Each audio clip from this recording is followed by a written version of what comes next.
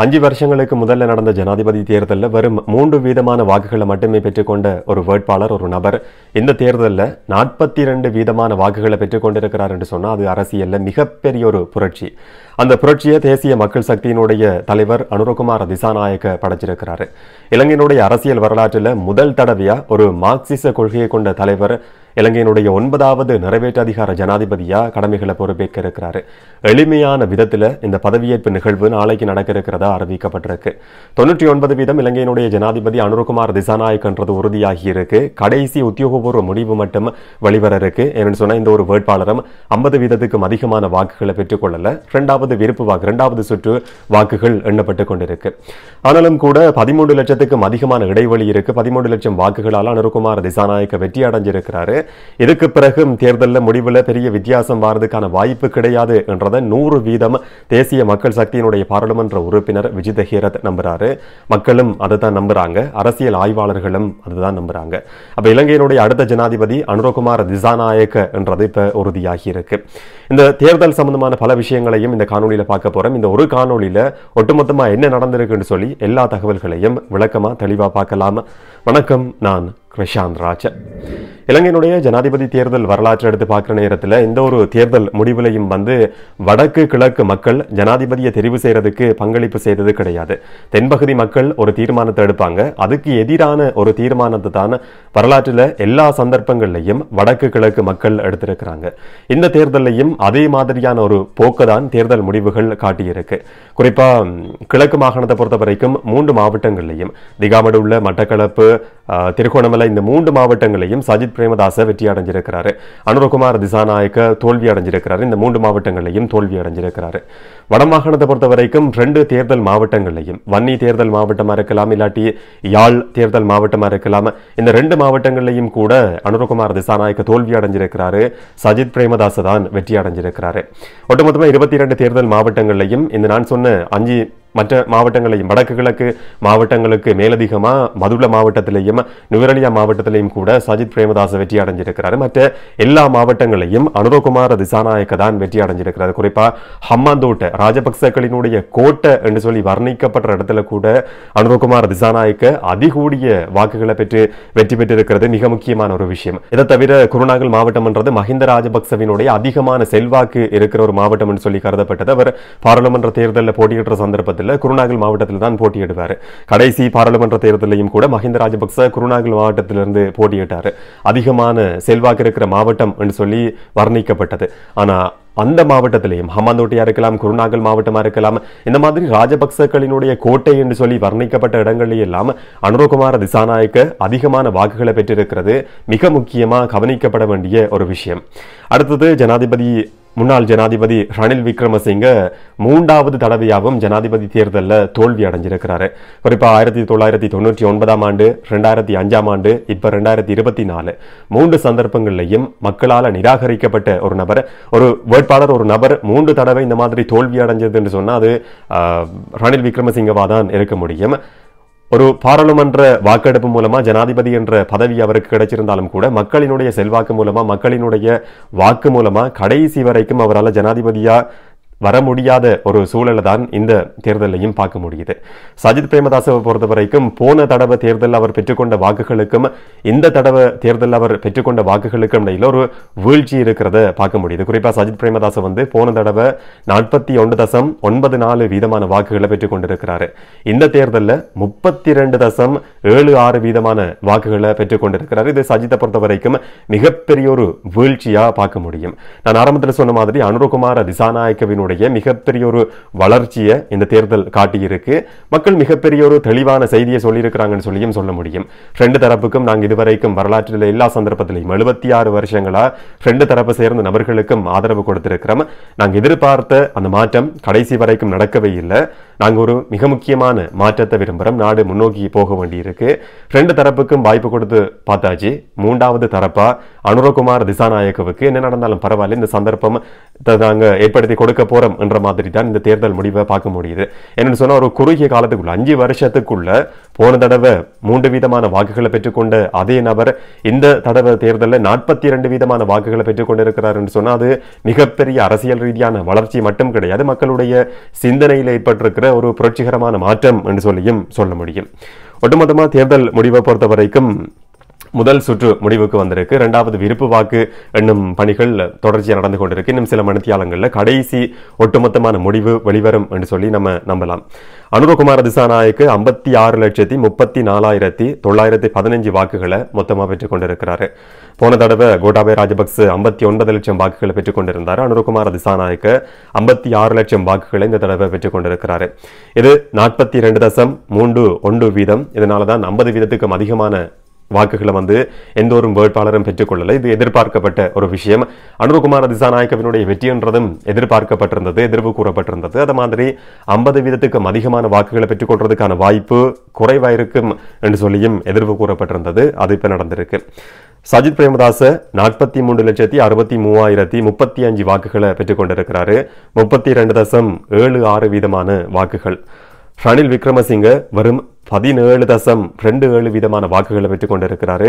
22,99,767 வாக்குகள்.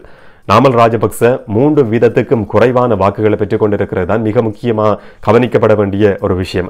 நாமல் ராஜபக்ச இந்த தேர்தலில் போட்டியிட்டிருக்கிறது முதல் சந்தர்ப்பமா இருந்தாலும் கூட ராஜபக்ச குடும்பத்தினுடைய ஒரு மிக முக்கியமான வீழ்ச்சி காலகட்டம் என்று சொல்லி இதை குறிப்பிட்டு சொல்ல முடியும். வெறும் 3,42,781 வாக்குகளை மட்டும் நாமல் ராஜபக்ச பெற்றுக் கொண்டிருக்கிறார். அவருடைய சொந்த மாவட்டத்தில் ஹம்மந்தோட்ட மாவட்டத்தில் கூட அவரால் வெற்றி பெற முடியாம போயிருந்தது என்றதும் மிக முக்கியமா கவனிக்கப்பட வேண்டிய ஒரு விஷயம். மற்ற தேர்தல் மாவட்டங்கள் என்று சொல்லி ஒட்டுமொத்தமா பார்க்கிற நேரத்தில் நான் ஆரம்பத்திலேயே சொன்ன மாதிரி வடக்கு கிழக்குல அனுரகுமார திசாநாயக்க தோல்வி அடைஞ்சிருக்கிறாரு, சஜித் பிரேமதாச வெற்றி அடைஞ்சிருக்கிறாரு.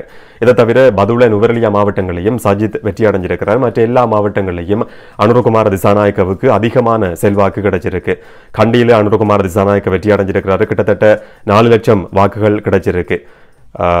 கண்டி மாவட்டத்தை பொறுத்த வரைக்கும் 2வது இடத்துல சஜித், 3வது இடத்துல ரணில் விக்ரமசிங்க, 4வது இடத்துல நாமல் ராஜபக்ச. கம்பஹா மாவட்டத்திலையும் அதிகமான அமோகமான ஒரு வரவேற்பு அனுரகுமார திசாநாயக்கவுக்கு கொடுக்கப்பட்டிருக்கு. 8 லட்சத்துக்கும் அதிகமான வாக்குகள் அனுரகுமார திசாநாயக்கவுக்கு கம்பஹா மாவட்டத்தில் மட்டும் கிடைச்சிருக்கு. 2வது இடத்துல சஜித் பிரேமதாச, 3வது இடத்துல ரணில் விக்ரமசிங்க. இந்த தேர்தலில் எந்த ஒரு மாவட்டத்திலையும் கூட இப்ப கடைசியா ஜனாதிபதியா இருந்த ரணில் விக்ரமசிங்க வெற்றி அடையலைன்றதையும் மிக முக்கியமா கவனிக்க வேண்டியிருக்கு. நாடு ஒரு இக்கட்டான சூழலில் இருந்த சந்தர்ப்பத்தில் நாட்டை பொறுப்பேற்கிறதுக்கு முன் வந்த நபர் நான் மட்டும்தான், என்னால் தான் நாடு முன் நோக்கி வந்திருக்கு, மற்ற எல்லாருமே ஓடி ஒளிஞ்சு கொண்டாங்க, நான் பொறுப்பேற்றுக் கொண்டேன், என்னால் முடிஞ்ச விஷயத்தை செய்து கொண்டேன் என்று சொல்லி நிறைய பரப்புரைகளை ரணில் விக்ரமசிங்க முன்னெடுத்திருந்தார். ஆனால் மக்கள் அதுக்கு செவி சாய்க்கல்ல என்றதை இந்த முடிவுகள் வெளிப்படுத்தி இருக்கு. கேகால மாவட்டத்திலேயும் அனுரகுமார திசாநாயக்க வெற்றி அடைஞ்சிருக்கிறாரு. கிட்டத்தட்ட 2.5 லட்சம் வாக்குகள் கிடைச்சிருக்கு. மதுள மாவட்டத்தில் சஜித் பிரேமதாச, 2வது இடத்தில் அனுரகுமார திசாநாயக்க. குருநாகல் மாவட்டத்தில் அனுரகுமார திசாநாயக்கவுக்கு கிட்டத்தட்ட 5.5 லட்சம் வாக்குகள் கிடைச்சிருக்கு. குருநாகல் மாவட்டம் என்றது நான் ஆரம்பத்தில் சொன்ன மாதிரி மஹிந்த ராஜபக்ச வழக்கமா பாராளுமன்ற தேர்தலில் போட்டியிடுறதுக்கு தெரிவு செய்கிற ஒரு மாவட்டம். கடைசியா அந்த மாவட்டத்திலிருந்து தான் அவர் பாராளுமன்றத்துக்கு தெரிவு செய்யப்பட்டிருந்தார். ராஜபக்சர்களுக்கு அதிகமான செல்வாக்கு இருக்கிற மாவட்டங்கள்ல குருநாகல் மாவட்டமும் மிக முக்கியமானது. அனுரகுமார திசாநாயக்கவுக்கு கிட்டத்தட்ட 5.5 லட்சம் வாக்குகள் குருநாகல் மாவட்டத்தில் கிடைச்சிருக்கு. களுத்துறை மாவட்டத்தில் 3,87,764 வாக்குகளை அனுரகுமார திசாநாயக்க பெற்றுக் கொண்டிருக்கிறாரு. திகாமடு உள்ள சஜித் வெற்றி பெற்றிருக்கிறாரு. 2 லட்சம் வாக்குகள் கிடைச்சிருக்கு அம்பாறை மாவட்டம். அடுத்தது திருகோணமலை மாவட்டத்தில் 1,20,000 வாக்குகள் சஜித் கிடைச்சிருக்கு. கிட்டத்தட்ட 50,000 வாக்குகள் அனுரகுமார திசாநாயக்கவுக்கு கிடைச்சிருக்கு. ரணில் விக்ரமசிங்க திருகோணமலை மாவட்டத்தில் 3வது இடத்தை பெற்றுக் கொண்டிருக்கிறாரு. பாக்கிய செல்வம் அரியநேத்திரன் 4வது இடத்தை திருகோணமலை மாவட்டத்தில் பெற்றுக் கொண்டிருக்கிறார் என்றதும் மிக முக்கியமான ஒரு விஷயம். தமிழ் பொது வேட்பாளர் என்று சொல்லி தனியே பார்க்கிற நேரத்தில் இந்த ஒரு மாவட்டத்திலையும் வெற்றி பெறாட்டியும் கூட தேர்தல் தொகுதியில் அவர் வெற்றி பெற்றிருக்கிறாரு. குறிப்பா நல்லூர் தொகுதியில வெற்றி பெற்றிருந்ததை பார்க்க முடிஞ்சது. பாக்கிய செல்வம் அரியநேத்திரன் தமிழ் பொது வேட்பாளர் எதிர்பார்க்கப்பட்டதை விட ஓரளவுக்கு அதிகமான வாக்குகளை பெற்றிருக்கிறார் என்று சொல்லியே சொல்ல முடியும். மிக முக்கியமாக கவனிக்கப்பட வேண்டிய ஒரு விஷயம். குறிப்பா இதுல திருகோணமலை மாவட்டத்தை பொறுத்த வரைக்கும் நாமல் ராஜபக்சவை விட அதிகமான வாக்குகளை வந்து அரியநேத்திரன் பெற்றுக் கொண்டிருக்கிறாரு. அடுத்தது நுவரெலியா மாவட்டம் சஜித் பிரேமதாச 2 லட்சம் வாக்குகள், ரணில் விக்ரமசிங்க 1,38,000 வாக்குகள், அனுரகுமார திசாநாயக்க 1 லட்சம் வாக்குகள். ரணில் விக்ரமசிங்க 2வது இடத்தை பெற்றுக் கொண்டிருக்கிற ஒரு மாவட்டமா நுவரெலியா மாவட்டம் பதிவாகி இருக்கு. மாத்தளையில அனுரகுமார திசாநாயக்க 1,40,000 வாக்குகளை பெற்று வெற்றி பெற்றிருக்கிறாரு. கொழும்பு மாவட்டம் 6,29,963 வாக்குகள் அனுரகுமார திசாநாயக்கவுக்கு கிடைச்சிருக்கு. மிகப்பெரிய ஒரு ஆதரவு அரச உத்தியோகத்தர்களாக இருக்கலாம், இல்லாட்டி சாதாரண பொதுமக்களாக இருக்கலாம். தபால் மூலமான வாக்கெடுப்பிலையும் அனுரகுமார திசாநாயக்கவுக்கு தான் கொழும்பு மாவட்டத்தில் வந்து அதிகமான வாக்குகள் கிடைச்சிருந்தது. 2வது இடத்துல சஜித் பிரேமதாஸ் இருக்கிறாரு. 3வது இடத்துல ரணில் விக்ரமசிங்க இருக்கிறாரு. ஒரு காலகட்டத்தில் வந்து கொழும்பு யுஎன்பியினுடைய கோட்டை, ஐக்கிய தேசிய கட்சியினுடைய கோட்டை என்று சொல்லி வர்ணிக்கப்பட்ட ஒரு இடம். அனுரகுமார திசாநாயக்கவுக்கு 47.21 வீதமான வாக்குகள் கிடைச்சிருக்கிறது. மிக முக்கியமாக கவனிக்கப்பட வேண்டியது. மாத்தறை மாவட்டத்தில் அனுரகுமார திசாநாயக்க 2,87,662 வாக்குகளை பெற்றுக் கொண்டிருக்கிறாரு. புத்தள மாவட்டத்திலையும் அனுரகுமார திசாநாயக்க வெற்றி அடைஞ்சிருக்கிறாரு. 2,07,134 வாக்குகள் கிடைச்சிருக்கு. மட்டக்களப்பு மாவட்டத்தில் சஜித் பிரேமதாச 1,39,110 வாக்குகளை பெற்று வெற்றி பெற்றிருக்கிறாரு. அந்த மாவட்டத்தில் மட்டும் ரணில் விக்ரமசிங்க 2வது இடத்தை பெற்றுக் கொண்டிருக்கிறாரு. அனுரகுமார திசாநாயக்க 3வது இடத்தை மட்டக்களப்பு மாவட்டத்தில் பெற்றுக் கொண்டிருக்கிறாரு. மொனராகல மாவட்டத்தில் 1,40,040 வாக்குகள் அனுரகுமார திசாநாயக்கவுக்கு கிடைச்சிருக்கு. 2வது இடம் சஜித் பிரேமதாச, 3வது இடம் ரணில் விக்ரமசிங்க. அனுராதபுரம் 2,85,944 வாக்குகள் அனுரகுமார திசாநாயக்கவுக்கு. 2வது இடத்துல சஜித் பிரேமதாச, 3வது இடத்துல ரணில் விக்ரமசிங்க. இரத்தினபுரி மாவட்டத்தில் 1வது இடம் அனுரகுமார திசாநாயக்க, 2வது இடம் சஜித், 3வது இடம் ரணில் விக்ரமசிங்க. வன்னி தேர்தல் மாவட்டத்தில் சஜித் பிரேமதாச வெற்றி அடைஞ்சிருக்கிறாரு. 95,422 வாக்குகள் அவருக்கு கிடைச்சிருக்கு.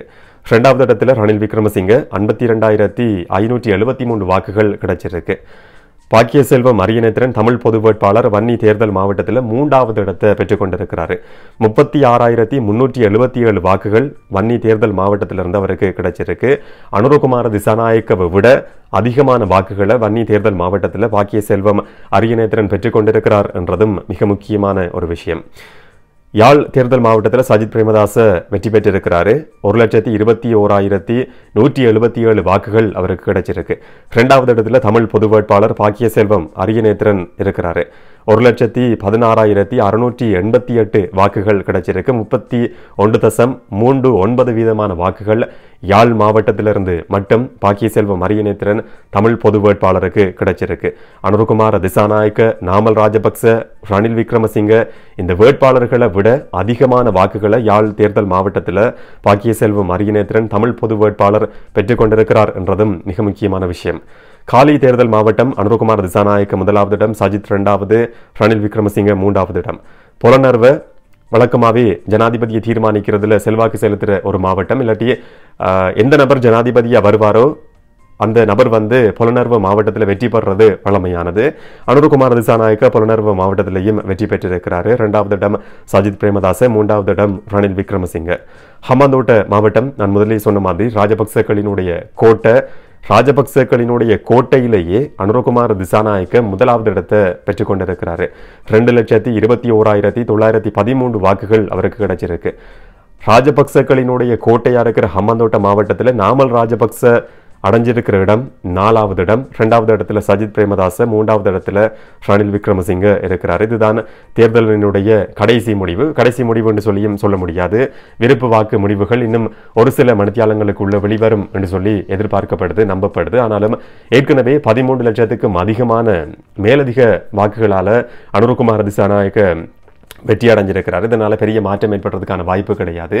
நாளைக்கு மிக எளிமையான முறையில் அனுரகுமார திசாநாயக்க இலங்கை ஜனநாயக சோசலிச குடியரசினுடைய 9வது நிறைவேற்று அதிகாரியா சத்திய பிரமாணம் செய்ய இருக்கிறார், பதவி பிரமாணம் செய்ய இருக்கிறார் என்ற தகவல் கட்சியால் அறிவிக்கப்பட்டிருக்கு. கடைசியாக நடந்த தேர்தலுக்கு பிறகு கோட்டாபய ராஜபக்ச அனுராதபுரத்தில் போய் மிக பிரம்மாண்டமான முறையில் பதவி பிரமாண நிகழ்வு நடந்தது எல்லாருக்கும் ஞாபகம் இருக்கும். இந்த தடவை மிக எளிமையான முறையில் ஜனாதிபதி செயலகத்தில் இந்த பதவி பிரமாண நிகழ்வு நடத்தப்படும் என்ற விஷயம் சொல்லப்பட்டிருக்கு. இந்த தேர்தல் முடிவு சம்பந்தமாக மற்ற கட்சிகளினுடைய ஆதரவாளர்கள் இல்லாட்டி அரசியல்வாதிகள் சில கருத்துக்களையும் கூட இப்ப சொல்லியிருக்கிறாங்க. அனுரகுமார திசாநாயக்கவுக்கு பலர் வாழ்த்து சொல்லியிருக்கிறாங்க. இருக்கிறதையும் பார்க்க முடியுது. என்ன நடக்கும் என்றதை பொறுத்திருந்து பார்க்கலாம். இந்த தேர்தல் முடிவு சம்பந்தமா நீங்க என்ன நினைக்கிறீங்கன்றதை கமெண்ட்ல பதிவு செய்யுங்க. இன்னும் ஒரு காணொலியிலே இன்னும் ஒரு தகவலோட சந்திக்கலாம். வணக்கம்.